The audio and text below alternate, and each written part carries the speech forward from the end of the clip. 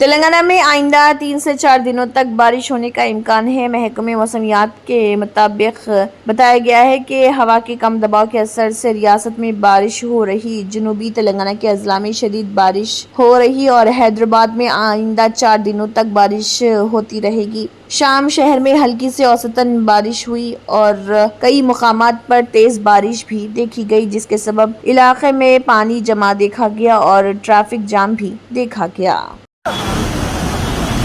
अरे भाई hello hello hello hello hello अन्ना हल्लो हल्लो हल्लो आ जाओ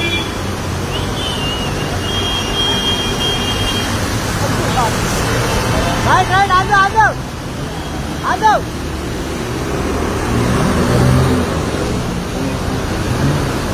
इधर आ जाओ खाला भाई इधर आ जाओ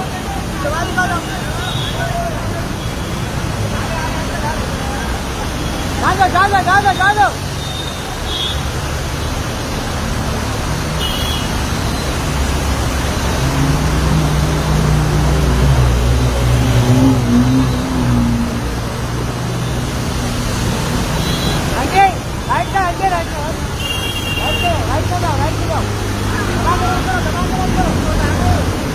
दबा के रख करो